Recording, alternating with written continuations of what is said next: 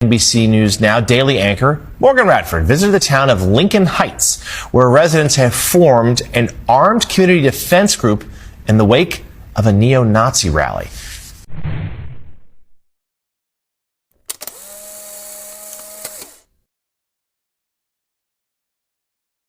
Yo, what's up family? Welcome to the channel. If this is your first time here, go ahead and hit that subscribe button because we are diving deep into the real conversations, the ones that matter, the ones that shake the culture, and the ones that need to be heard. Now let's talk about it. You have seen what went down in Lincoln Heights, Cincinnati. A hate group thought they could just roll in, intimidate flocks and live without consequences. But black people, we stood up. We organized and we let them know we are not the ones to play with. This channel is all about those moments, the ones where we see our people protecting our own, pushing back and making sure our voices are heard. From community movement to political shifts to culture changing events, we are covering it all because when black people talk, the world listens. So if you are here for the real, if you are here for the truth, and if you are here for the culture, welcome home. Let's get into it. NBC News Now daily anchor Morgan Radford visited the town of Lincoln Heights, where residents have formed an armed community defense group in the wake of a neo-Nazi rally. Morgan joins us now. You were there just on Tuesday.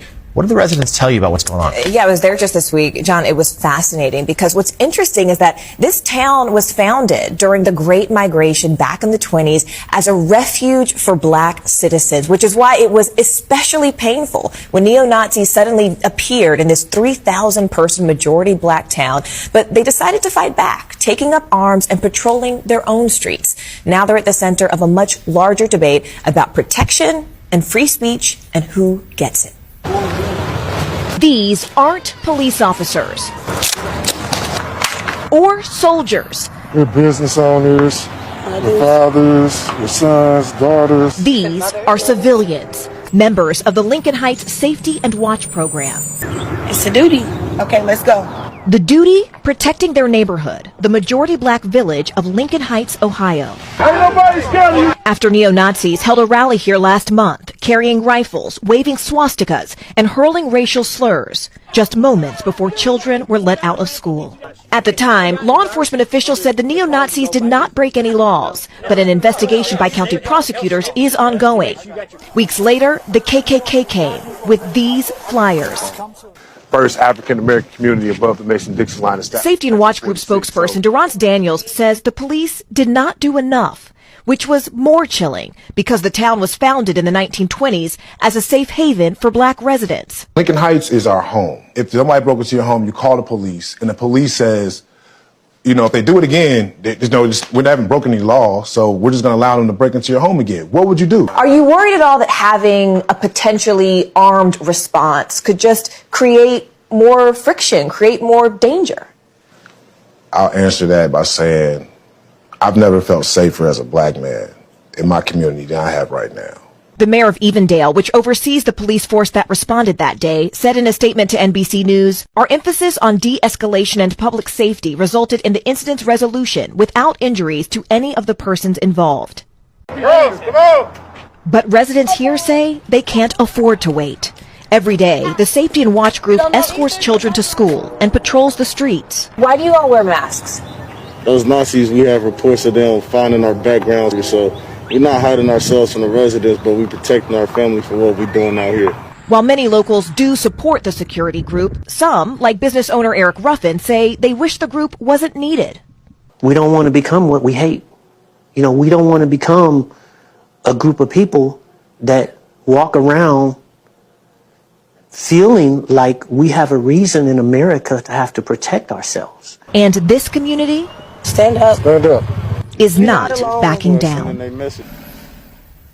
We contacted the mayor of Evendale's office, and they say that prosecutors are looking at body camera footage of the neo-Nazi rally to see if any criminal charges could be filed. But meantime, the Hamilton County Sheriff is also calling on state lawmakers to pass legislation making it a crime to wear a mask with the purpose of intimidation while open carrying, guys. So, Morgan, let me ask you, one of the people you interviewed there, a young man, said he's never felt safer in his community than he does now. So this could have an impact nationwide, things like this. I mean, there is a contagion factor in safety. People always seek it. What did the mayor or anybody that you spoke to think about the contagion factor? Duran's, I don't want to speak for him, but after my conversation with him, I feel like I could confidently say he would say the contagion factor has already happened. Because when I asked, is this a reaction to a local moment or a national movement? And he said, look at January 6th. He said, you already have people felt emboldened to come here locally because of what they saw nationally. If you can hang from the building of the hallowed halls of the Capitol and then be pardoned, not be prosecuted, why don't you think you can come to a small village of African Americans, only 3,000 people? Morgan, does the group have any real authority? But as long as they stay within the confines of the law, they should be okay. It's a great question. You know, I asked that basically, are you stopping cars when they come in because you think someone looks suspicious? Is that, you know, profiling in its own sort of way? And they said, no. We are patently aware of what our rights are and what our limitations are. They said, we're not officers. What we do is we are trying to cooperate with the police department. So if we see suspicious activity, because remember the KKK came back with flyers just after this rally. So they're saying this is more of a defensive posture to deter people from entering our community and showing them by virtue of our masks, by virtue of our guns, that you can't come here and we're not going to take this punchline down. All right, an important story, fascinating. NBC News correspondent and NBC News Now daily anchor Morgan Radford. Morgan, thank you. Good to see you. I'm pretty sure y'all have heard about the Lincoln Heights situation right now, where the hate group thought they was going to march peacefully.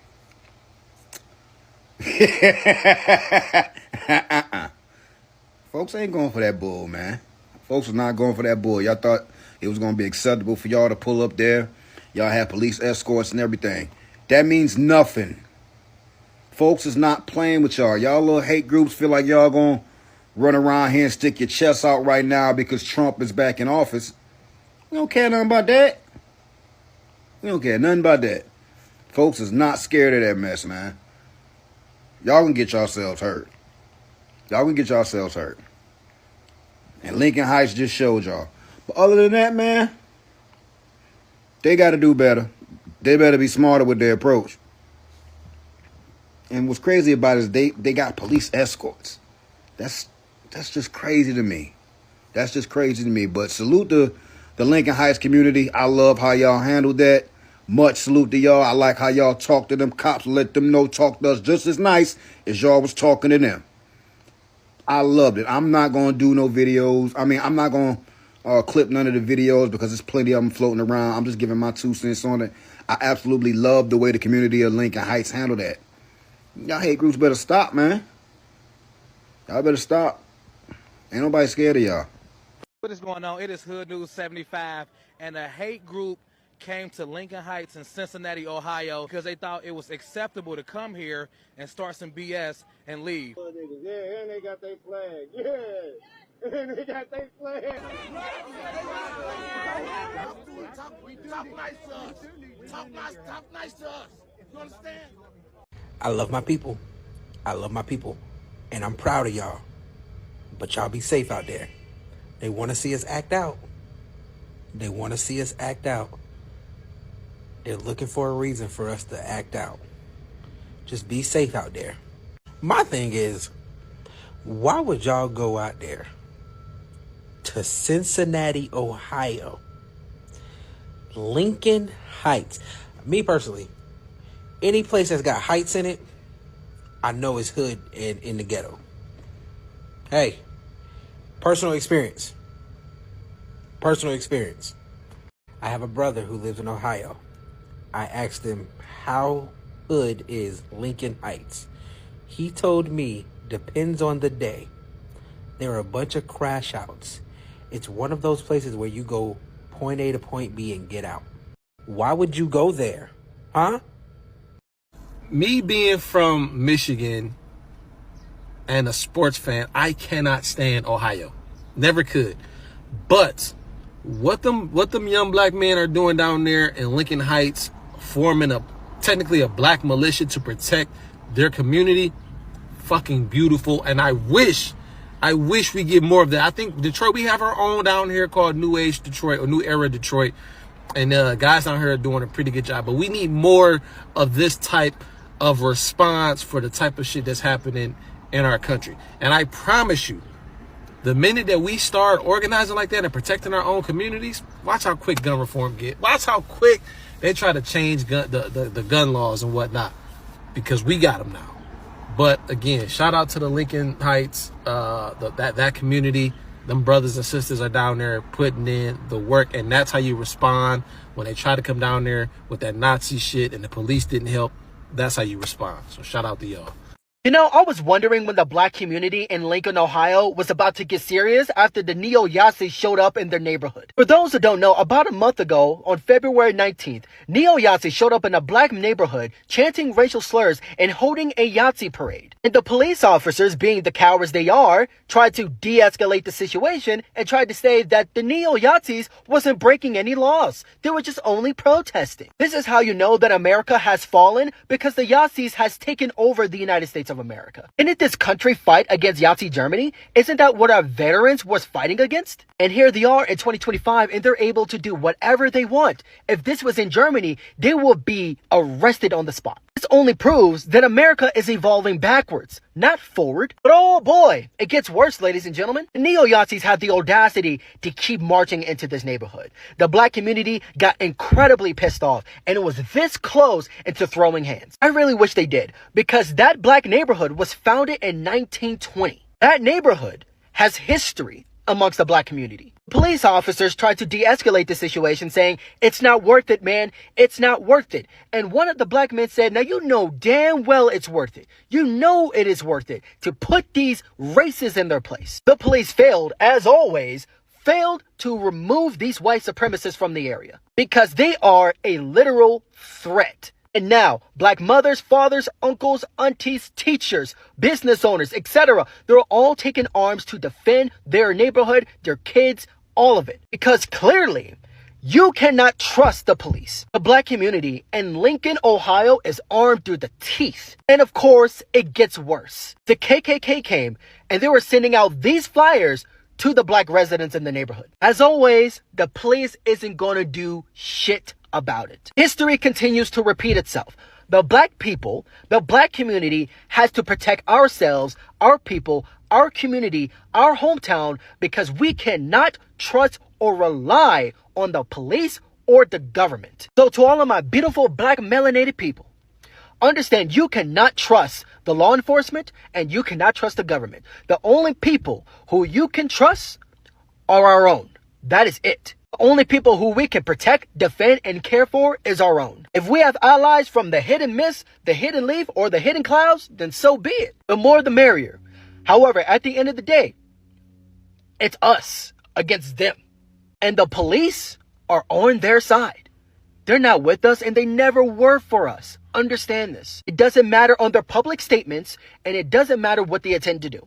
They are traitors from the get-go and they don't care about us. To all the black people, arm yourself and be ready. To the other people of color, they don't like y'all ass Caesar. Y'all motherfuckers are on the chopping block too. We're all stronger as a solidarity. So before some of you decide to center with whiteness, think real carefully about your next decision. For those who aim for solidarity, your love and alliance is well appreciated. But my case still stands. Regardless of solidarity, black people, we know what to do. Stay safe, stay strapped, and stay vigilant. This is Onyx, and I'm gone. Hey, everybody. So here's my quick 2 cents on the situation with the twins in Georgia. All of Atlanta needs to go find that Lincoln Heights energy. All of Atlanta needs to go find that Lincoln Heights energy. I'm going to say it again. All of Atlanta needs to go find that Lincoln Heights energy, because for it to be the black Mecca where people are flocking to and all of these other things, and this is happening in the surrounding counties, is scary for a number of reasons, but mainly because in 1906, Atlanteans, them white folks came and did their thing, and there was no Atlanta. Them white folks, you can look up the 1906 massacre, the race massacre in Atlanta. People forget that the white folks came and basically just destroyed the city and had a massacre. Atlanta, the housewives, the shops, the slutty vegans, all of that is fine, and black wealth is great, and all of that, but you're surrounded by the others. So I suggest that Atlanta muster up that Lincoln Heights energy and take it to these sundown towns and shut them down. If you need help, say something. Say something. If you need help, say something. But it could easily be a repeat of 1906 if these don't get checked with that big Lincoln Heights energy. Alright, let's get straight into it. So, Lincoln Heights, Cincinnati, a hate group thought it was okay to come into a predominantly black community, stir up trouble, and just walk away like nothing happened. And guess what? They learned the hard way that you can't just roll up into the black neighborhood with the nonsense and not face consequences. Because not only did they got confronted, but they also lost their flags in the process. And that's right there. It's symbolic. Because taking their flag means taking their pride, taking their so-called power, and letting them know they have no place in our community. But let's talk about the bigger picture here. This isn't just about Lincoln Heights. This is about how black communities are starting to organize, protect themselves, and push back in ways that the system isn't ready for. And history has showed us time and time again that when black people start standing up, the law suddenly change. When we arm ourselves legally and protect our own, all of a sudden there is a gun reform conversation. When we demand justice and unity, there is always some new law, some new restrictions, some new obstacle in our way. And yet here we are, still standing, still fighting, and still refusing to be intimidated. Let's be real, if this had been a group of black men walking into a white absorb with black nationalist flags, that response would have been immediate. Police would have been everywhere, the media would have lost their minds.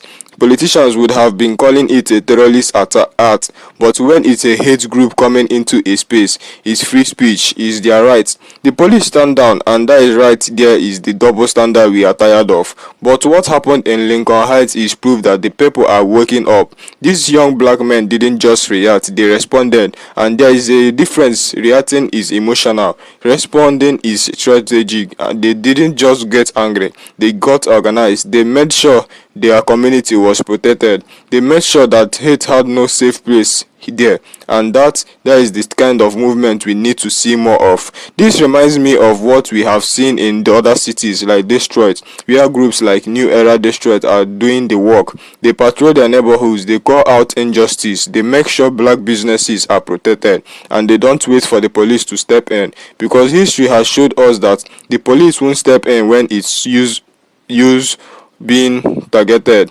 The same way the police didn't do much in Lincoln Heights when that hate group came through. And that brings me to another point. Why did they pick Lincoln Heights? Let's be honest, anybody who knows anything about neighborhoods with heights and the name already knows what time it is. That is a hood community. That is a place where people struggle, where resources are limited, and where the system has failed over and over again. But even in these places, even where they think we are at our weakest, we are still strong. They thought they were coming into a powerless community, but they found out real quick that black people are never powerless when we stand together.